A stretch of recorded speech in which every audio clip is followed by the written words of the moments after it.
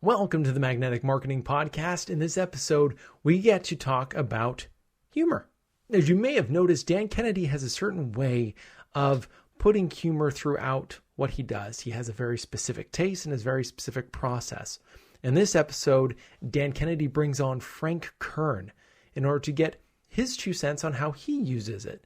Because, as you all know, humor can be a wonderful way to captivate an audience and bring people closer to your world, but get it wrong and your intentions can backfire. So listen in as Frank and Dan share not only the best ways to use humor, the best places to use humor, and the situations you need to stay away from. I don't think there's anybody that has had a bigger impact in the field of direct response than Dan Kennedy. The legend of Dan Kennedy should be ignored at your own peril. They're not really lessons, they're kind of laws that you live by. Dan opened my eyes to what small business marketing looks like. Dan teaches strategic direct response that is timeless. His ripple effect touches people who don't even know his name. The world as we know it was changed because Dan Kennedy became obsessed with marketing. Welcome to the Magnetic Marketing Podcast with your host, Dan Kennedy. Well, hello, Diamond members. This is Bill Glazer and another one of our monthly calls. And I'm joined this month with Dan Kennedy on a topic which is called using humor in your marketing, the good and the evil. And we are also able to tap into another expert who, and we could get to it, whether he consciously or subconsciously, I actually think it's consciously, but he may not admit to it, consciously or subconsciously uses humor a lot in his marketing. Join us, which is the dubious Frank Kern is on the call with us as well. And Frank staying on for the whole call? I've already left. Yeah. So, I'm looking up what the word dubious means right now. Right. Oh, aren't you at a computer? It'll be the most work he's done all month. Exhausting. Well, actually, what might be just a better is I could just let Dan and Frank keep jabbing at each other the entire hour and a half, and I think our members would enjoy a lot more. So we can do that as well. So I will try to be the referee today on this call, which is a frightening thought in and of itself. So hello, Dan and Frank. Thanks for doing this. So, hey, listen, let me sort of dive into the topic, and I'm going to start with you, Dan, because I know, and I've heard you for years actually talk about the fact that you've been a real student of humor.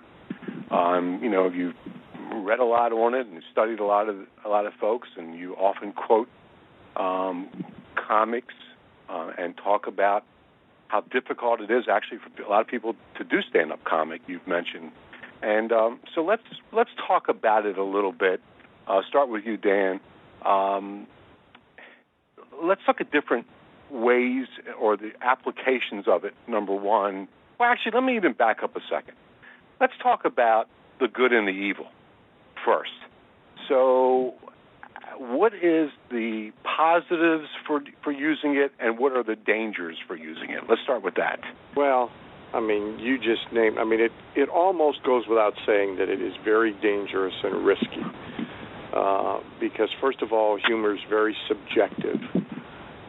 What one person thinks is screamingly funny, another person is offended by or horrified by, or more likely just doesn't see the humor in it at all. Two people can look at the same thing, or hear the same thing, or read the same thing, and have varying reactions to it when it is comedy, maybe more so than anything else. And so there is that danger of literally falling flat. There's usually a danger of being misunderstood, and there's a danger of offending. And there's the danger of distracting from actually making a sale, which is what happens more often than not in traditional advertising when attempts are made at comedy. More often than not, even if it's successful, people remember the comedy but can't remember the product. And if it's not direct response, if it's traditional advertising, it sometimes takes calendar quarters before anybody really realizes that they're gaining all sorts of critical acclaim and everybody's running around using their catchphrase or asking for their stuffed dog, but their market share has actually declined rather than improved. And the last danger, I guess, is that, as you pointed out, it's a lot more difficult than people think it is. Just about anybody can get a laugh with a halfway decent joke delivered relatively well, but in very friendly environments with their buddies at the bar or at the cocktail party, especially if everybody's had a few drinks, and especially if they'll work dirty. But that does not necessarily translate into your ability to work humor into an ad or a sales letter or a speech and make it work. It's a lot harder than people think it is. And, of course, professionals, whether comedy writers or comedy performers, professionals, like professionals in anything else, work much harder at it than most people know, are more serious students of it than most people know, and try and make it look easy when they actually do it. So the risks are extremely high. The payoffs can also be extremely high because in the battle for attention and interest, perhaps more so with people you sell to again and again and again and again, or audiences you get in front of again and again and again and again. At bare minimum, it's sort of necessary for it to be good-natured and sort of in fun.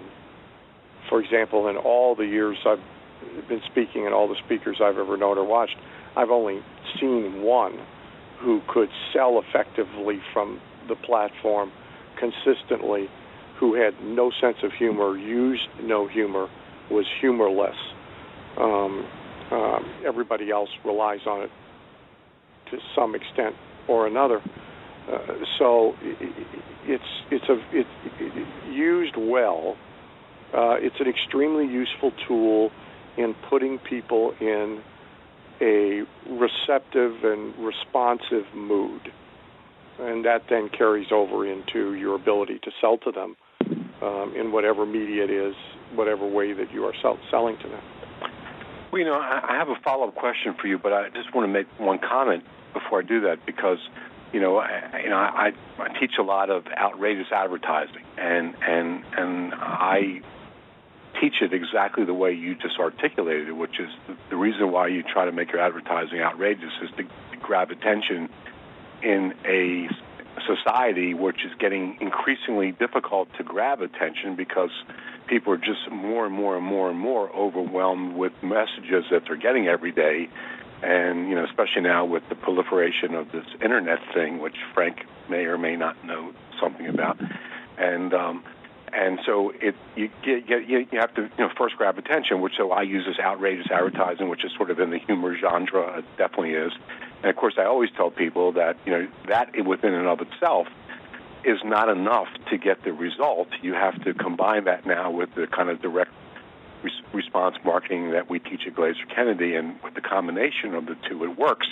I also point out to people that if you look at like the Super Bowl commercials, which people in 2009 paid $3.1 million for 30 seconds commercial, that's a great example of outrageous advertising or the use of humor in advertising that doesn't work, because very few, if any, of those spots are actually getting a return on investment. So, using it has to be done very smart and strategic.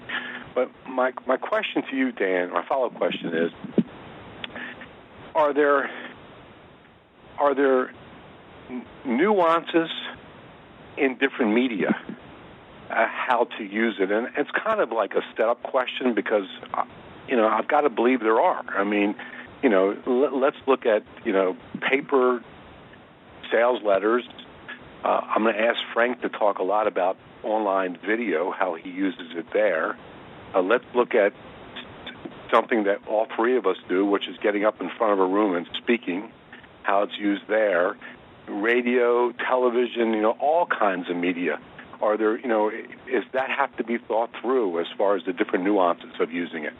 Yeah, there's nuances by media. There's also nuances by audience, but and sort of a need to be congruent with your overall voice, the business you're in. I mean, being, for example, in the funeral home business, put some restrictions on you that don't exist on you if you're in the restaurant business. But by media, certainly the hardest thing to do is to write funny. And I don't mean even laugh out loud funny. I mean funny, really like we're talking about here, more of a good-natured, good-humored, put people in a good mood, not necessarily have them rolling on the floor laughing. But writing funny is the hardest thing to do because, of course, you're deprived of all sorts of visual tools, be that props or body language or gestures or whatever, and then doing it via any media where the person is seeing it in isolation. So the reason that they added laugh tracks to comedies very early in television was because there's a big difference to sitting at home in your living room by yourself and watching comedy with a group of people, because laughter feeds on itself. If a few people start laughing, then everybody starts laughing. And so comedies needed laugh tracks for that very reason. So when you do it by distance media, it's hard. When you do it purely in print, it's even harder. And on stage, other than at a comedy club, but on stage, say in our kind of environments, in a seminar or in a group presentation, whether that's in your office as a chiropractor for 50 patients or it's in front of 5,000 people in an auditorium, that maybe is the easiest place to do it because you have a full arsenal of weaponry that you can use, and you have the audience feeding on itself. And in a friendly audience, there are always early laughers. There are people who want to be amused and want to play along and want to have a good time, and they'll sort of drag everybody else along with them, and you don't have that opportunity in print. Conversely, maybe the place that it is the biggest advantage when you can do it is in print, because there's fewer people who can and do. So again, it's an opportunity to stand out. So Frank, I don't know whether or not you would agree with what I'm about to say. I don't know whether you agree with anything I would ever say, but only because, not because you wouldn't agree, you just wouldn't publicly agree. But I find you to be a very natural, funny guy, or humorous guy. Let's say actually use humorous, not funny. Do you feel like when you use it in your marketing, and we're going to talk about a couple of different places that you use it, but when you use it in your marketing, it's deliberate or it's just the way you are? I think it's a combination of the two. A lot of times it's deliberate. It's almost always deliberate when it's a video or something that I release, or content. It's deliberate. When I'm on stage, it's just a natural reaction to being in front of a lot of people who are staring at you, and hoping you don't screw up. So it's an attempt to sort of diffuse the intensity of the situation and sort of break the pattern of normal seminar behavior and everything. So let's talk about a third media that I've seen you use it in, which is in actual print, paper and ink print stuff. So I get every month from you, I get your Mass Control, I think it's called Mass Control Monthly, actually. And with that, I get a DVD, and I also get a multi-page sort of newsletter type of thing. And in there, in the print piece of this, I mean, you're using it there as well. And I mean, having spent time with you one-on-one, and hearing you just talk naturally, it's actually almost, when I read your newsletter, I'm hearing your voice in there from almost like I know you naturally. But once again, you're putting more of that in there than most people are putting in their newsletters. Again, is that deliberate or just sort of like the way you naturally just talk? It's a combination of the two. It is the way I naturally just talk, but I believe that a really good way to communicate with prospects and customers is to treat them as if you've known them forever and that you guys are just really old and good friends. And on one hand, that's kind of like assuming the sale a little bit. So if you act like you've known them forever and you're really good, close friends, then they might just start to feel that way. So that's one side of that. And the other side of that is that I really view my customers and my newsletter subscribers as very good friends because they're supporting this extravagant, awesome, lifestyle that I get to enjoy. I mean, I just pulled up to my office in a $500 Jeep Scrambler. So that's serious business. A $500 Jeep? Yeah, Scrambler. Well, that's great. Yeah, I'm talking about it. So, but it's the way I write, but also it's, I think I learned it from listening to some of Dan's stuff that was recorded back in 1911 or something about direct mail, which was, you want to write like you're at a bar talking about stuff over some beers, So that's how I talk when I'm at a bar talking about stuff over some beers, and thus that's how it comes out. I think the use of humor would be very, very difficult to fake.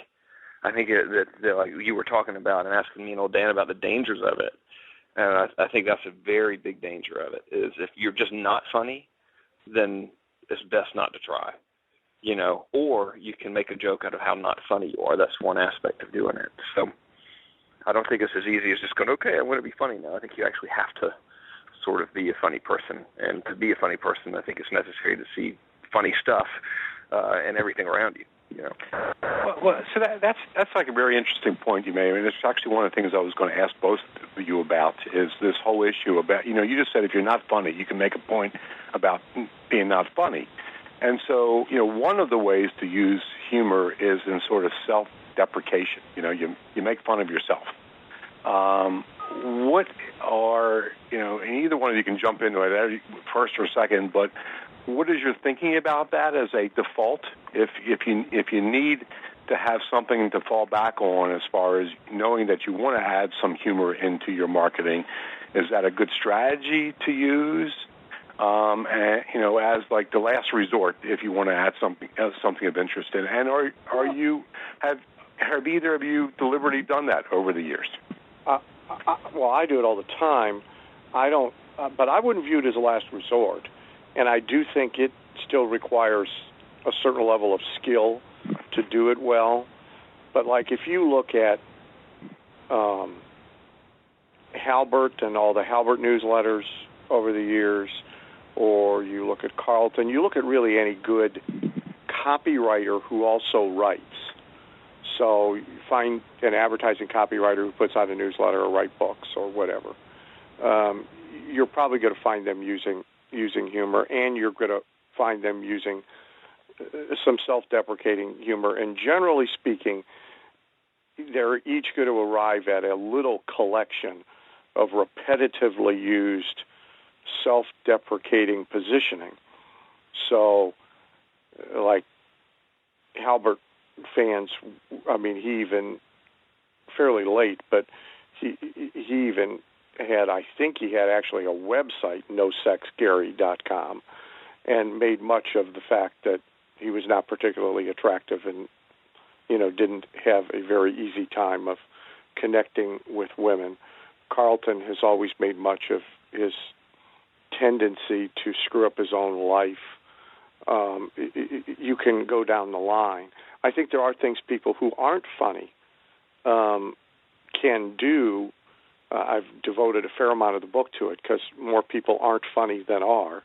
And so if you think like in a performance, if you think of like Leno's headlines routine, now that's not to say Leno isn't funny, but really anybody can do the headlines routine and be okay with it because it frankly doesn't require a great deal of skill. I mean, the thing itself is funny. Prop humor sort of works that way.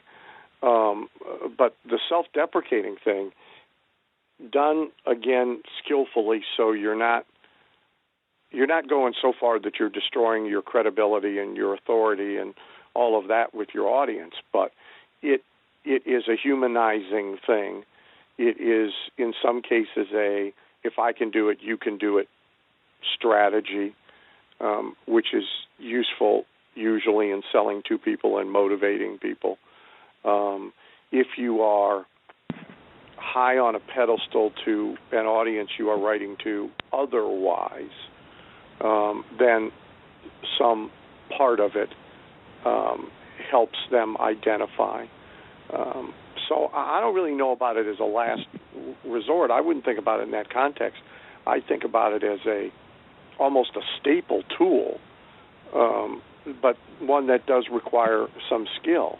I think Frank's point, if you are genuinely, not naturally humorous or even good-humored, then you ought not try to be something you aren't to the point that it's obvious and it's sort of painful for everybody to witness.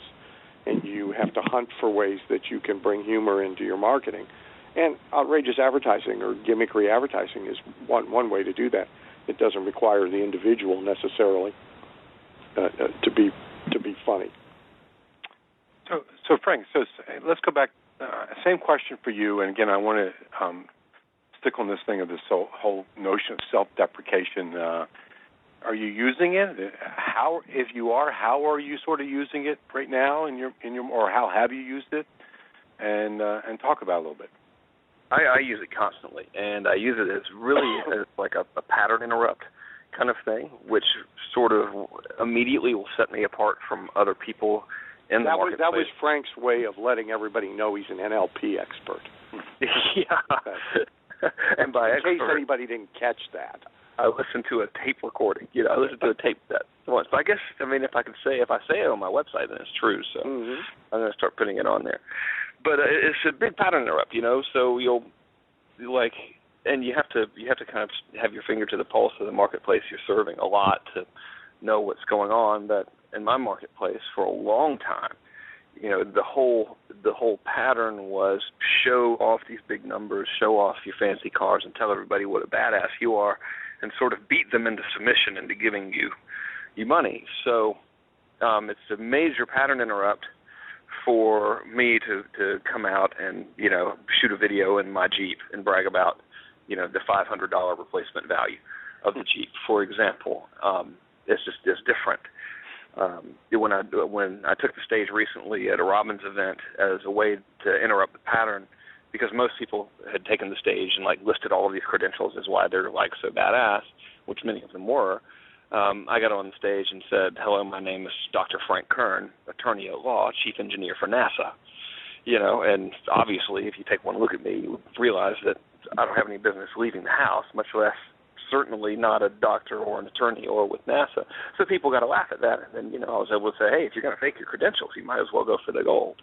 And then you got them. So I think getting that first laugh through self-depreciation almost throws people off balance a little bit, sort of like in judo. If you have two opposing forces and they're both coming at each other, you're not going to get anywhere. But if one of them goes off balance, then he can be controlled by the other, or a stronger and congruent force. So I don't know if that makes any sense. It sounds pretty good, though, from my perspective. Well, I want to stick to this for a second with you. So, because you always, in your videos, you always talk about this sort of three-step process, which the first step is this whole thing of pattern interrupt.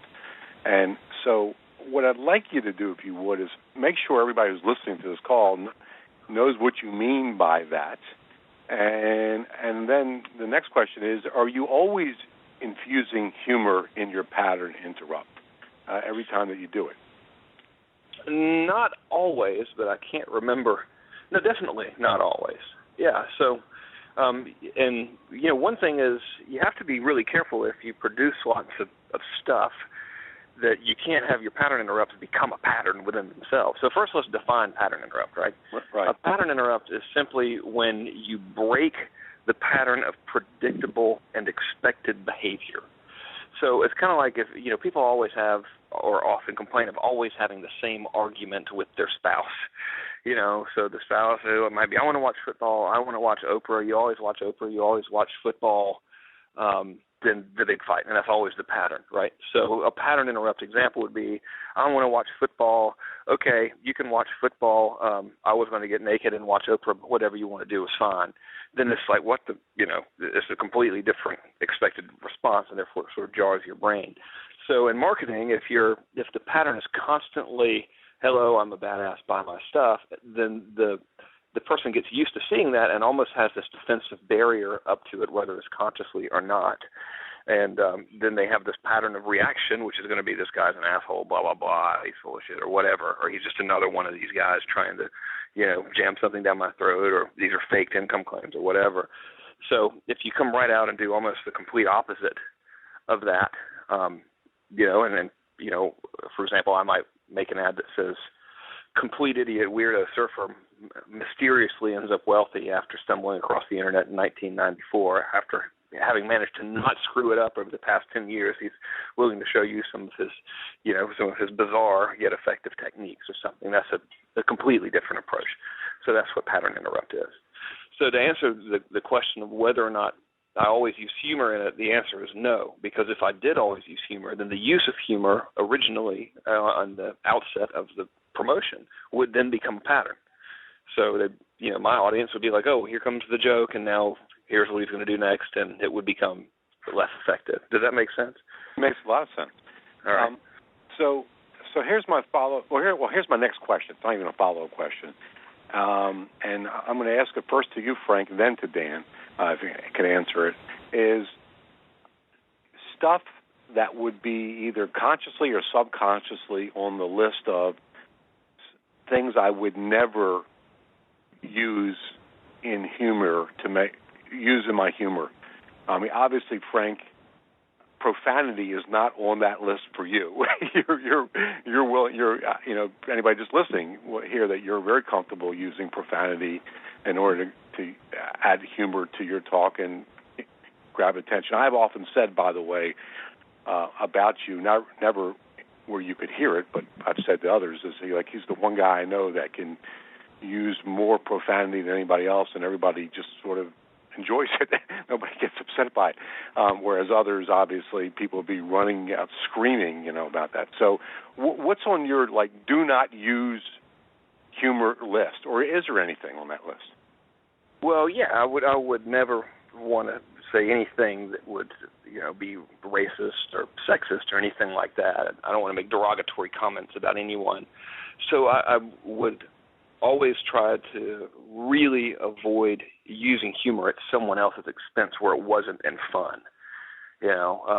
So I use humor at my friend Dr. Mike Wuming's expense all the time, but it's always in fun, So I would never say, come out and just make fun of someone in a mean way and turn the tide against someone to laugh at them and then hopefully make myself look good. I would never do that. Never do anything to harm anyone else or cause someone pain. And I think that's an important distinction, because a classic way to get a laugh is to just, let's make fun of this guy and we'll all laugh at this guy over here and ha ha ha. And in the end, that's just a real sucker's game, because either way you cut the cake, you're being an asshole, and you might be getting a laugh at the end of the day, but you're getting a laugh and you're still being an asshole. So that's not really the way to go. Other than that, no, everything is really on limits. And the only time you'll ever see me really being profane and getting working dirty, as Dan said, I'm going to start using that phrase all the time, is when I'm in a live environment and I'm constantly gauging the audience's response. So what people probably don't know about me when I do live presentations is they're 90% improvised. I will literally take a notebook up on stage with 5 key points I want to talk about, and then I'll just have a conversation with the audience. So if I'm getting a different, I don't just go out there and say, I'm going to use a bunch of profanity and this is going to be great. If people got real freaked out by it, I'd back off, Well, listen, and everybody is going to have a great opportunity to witness that at the Info Summit, because we're giving you a whole evening of Frank Kern uncensored, I guess we're calling it, or unplugged, I think we're calling it. So that's right. What I meant by improvised is carefully, meticulously planned out right. for maximum benefit to the audience.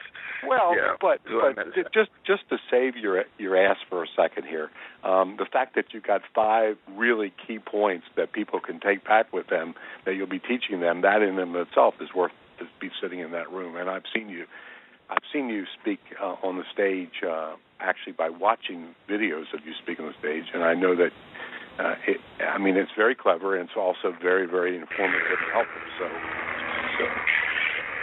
I don't know. Is that you snoozing on the other end? That was a helicopter. I've got all the doors and windows in this office. My whole office is on a cliff now, on the sea, and you just open one wall, and for some reason, helicopters know when I'm on the phone, and they like to buzz by. So thank you. Before I ask Dan to answer that question, I just want to ask you one follow-up quick question to that. Politics. Do you ever touch it? I don't. I kind of made fun of George Bush and let it be known that I didn't care for him. But I'm not interested in politics at all. So if I was passionately interested in it and had any education about it, I would.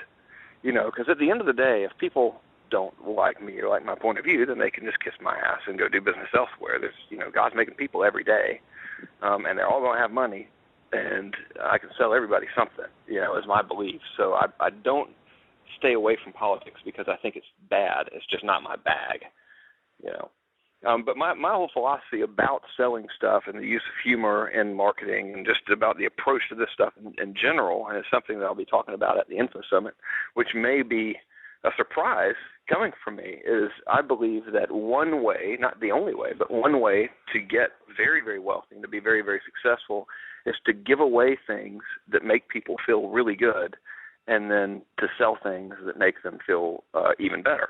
I should amend that by saying give away things that make people happy and make them feel good, and then sell things that make them even happier and make them feel any better. So when it comes down to the use of humor and joking around and shenanigans and stuff, the bottom line is I would never want to do anything that would make anybody feel unhappy. So that's the stuff that's off limits is something that could potentially make someone feel unhappy or hurt or used or anything like that. I just don't think it's really the way to go. Thank you for listening to the Magnetic Marketing Podcast with Dan Kennedy. If you love hearing in on these lost Dan Kennedy talks and speeches and calls, then please let someone else know about this podcast. That's how you can help it to grow. And the more it grows, the more free Dan Kennedy we can bring to you. Also, Dan would love to give you the most incredible free gift ever, designed to help you make maximum money in minimum time. Now, this free gift comes with almost $20,000 in pure money-making information for free just for saying maybe. You can get this gift from Dan right now at nobsletter.com. Not only will you get the $20,000 gift, you're also going to get a subscription to 2 marketing newsletters that will be hand-delivered by the mailman to your mailbox each and every month. One from Dan Kennedy and one from me, Russell Brunson. To get this gift and your subscription, go to nobsletter.com right now.